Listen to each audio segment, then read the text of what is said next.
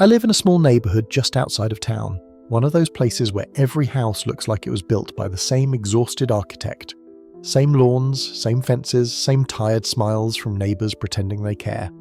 Nothing ever really happens here, until 2 weeks ago. That's when the Hendersons' daughter, Emily, disappeared abroad.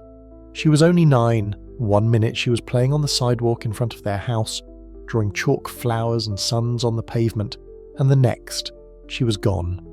No sound, no witnesses, just her little pink sneaker left sitting perfectly upright near the curb, as if she'd simply vanished mid-step. The police came. They put up tape, knocked on doors, asked the same questions over and over.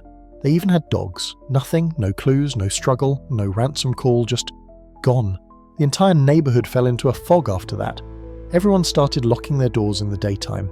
Parents kept their kids indoors, peeking out from behind curtains like deer in a clearing. The Hendersons didn't speak to anyone. Mr. Henderson started smoking again. Mrs. Henderson never stopped crying. But here's the thing. I see her. Every night since the 4th day she disappeared, I see Emily standing in her bedroom window. The lights in the room are always off, just a pale street lamp casting a dull amber light across her silhouette. She stands perfectly still, her arms by her side, her hair just slightly tangled, like it was before, and her head tilted too far to the left. She doesn't move, not even a blink, just stares out across the street, right at my house, right at me. I told myself it was stress, that my brain was trying to fill in the blanks with something familiar, that I just missed her, or maybe I had some kind of guilt for not noticing something that day. But I started taking pictures, with my phone, night after night, and she's in them, not blurry, not vague, clear as day. Her eyes are always pitch black, not shadowed, not dim, just wrong, unnaturally wrong, too dark, too empty. The problem is, when I show the photos to other people, my brother, my co-worker, even a friend of mine who's a photography freak, she's not in them. They all say the same thing. It's just a window. Are you feeling okay? They don't see her, but I do. Last night she moved. For the first time, her hand twitched, just barely, and then she raised it slowly and tapped the glass. 3 times, tap, tap, tap. I swear I felt it, like it echoed in my chest. I didn't sleep. I just sat in my kitchen, lights off, staring at the Hendersons' house through the blinds. At some point around 4:30 a.m, the light inside flickered, and when I looked again, the window was empty. But tonight is different. Because about 20 minutes ago, Mr. Henderson came over, and he asked me the strangest question. "Have you been seeing anything strange lately?" he said, his voice shaking, his eyes sunken. "In the window, upstairs." I didn't answer, because behind him, across the street, in the upstairs window of their darkened house, Emily was smiling. I didn't know what to say.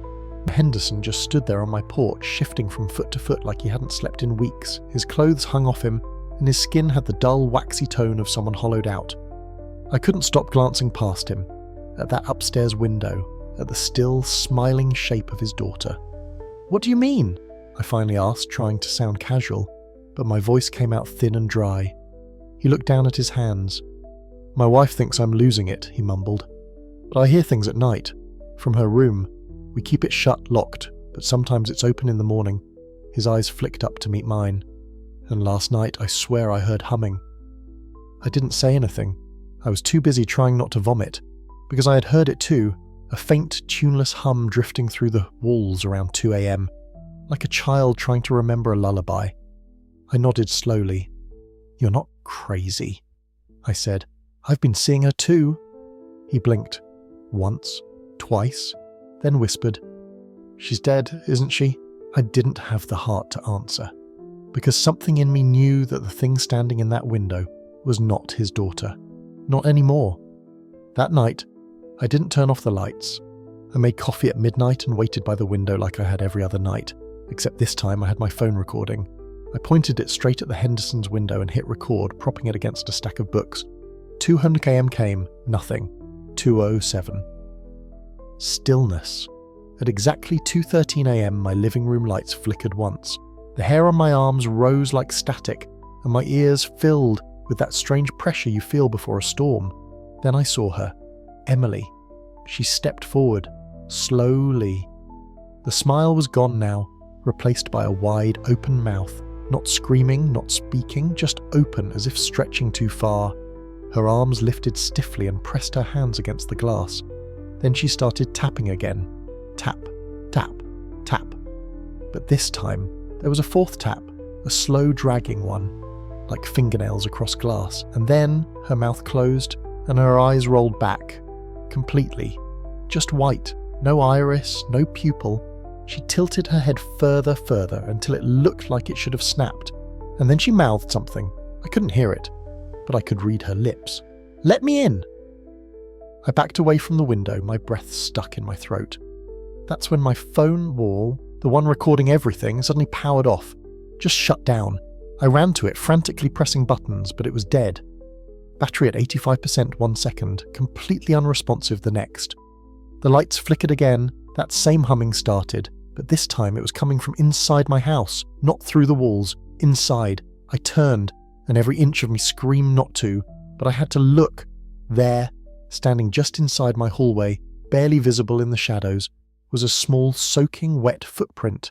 Just one, leading toward the stairs. I didn't sleep. I sat up with a kitchen knife in my lap, my back against the door to my bedroom. When morning came, I checked my phone. It powered on like nothing had happened. But the video? Gone. Not corrupted, not glitched.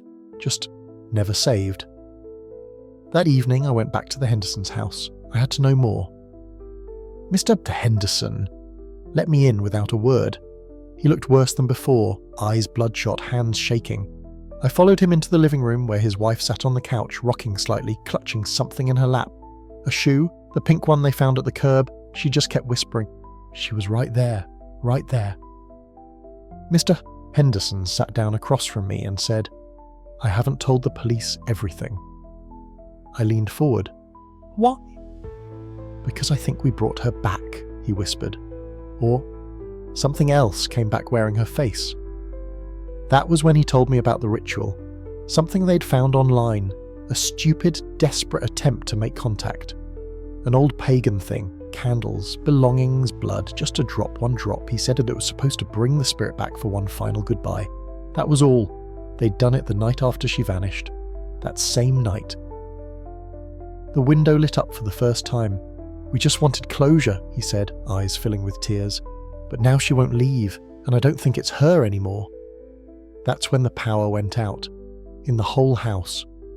Everything went dark, and from upstairs down the staircase I heard sound of small wet feet coming closer. The sound of those wet, squelching footsteps coming down the stairs made my blood turn to ice. Mr. Henderson grabbed his wife's hand and whispered something I couldn't make out. Her eyes were glassy, vacant, like her mind had already left. I stood frozen in the living room, the dim twilight from the window casting long, creeping shadows across the walls. Then from the top of the staircase something moved. It wasn't Emily, not really. It had her face, her hair, her size, but everything was just slightly off. Her limbs bent wrong, like a marionette twisted by a clumsy hand. Her eyes were rolled so far back into her head that only the whites showed. Her mouth hung open in a jagged, torn grin, too wide, like the skin had split at the corners from being pulled. There was blood in her teeth. She stepped down the stairs in a jerky, stuttering rhythm. 1 foot drag, 1 foot drag. Her wet dress slapped against her legs with every movement. With every step she hummed, that same soft, broken lullaby. I turned to Mr. Henderson. He was muttering a prayer under his breath, holding his wife close. "You need to leave," he whispered to me. "Now. She doesn't like strangers." But I couldn't move. My legs refused. My breath came in short, sharp gasps. I watched as the thing that used to be Emily reached the bottom step. Then it did something I'll never forget. It snapped its head toward me with a crack that echoed in the silence and grinned wider. Its lips tore as it smiled. Skin peeled back, exposing grey gum and thin bone.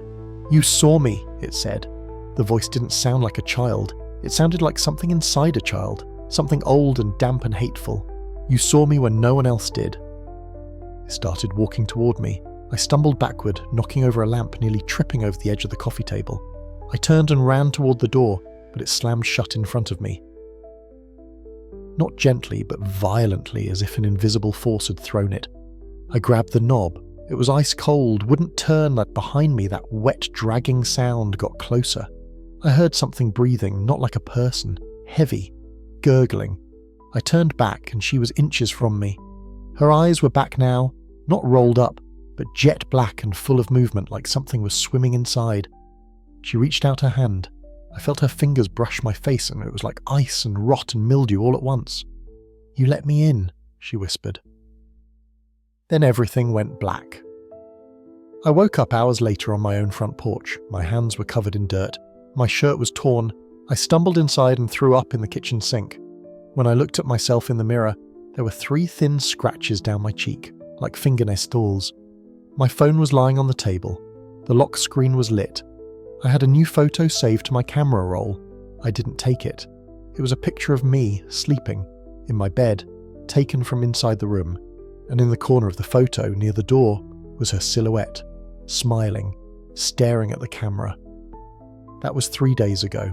Every night since, I've heard tapping, on the windows, on the walls, once under the bed. I moved to the couch, then to the floor. Last night I tried sleeping in the bathtub. It didn't help. This evening I went across the street. The Hendersons' house was dark, completely empty, yellow eviction notice on the door. Power off.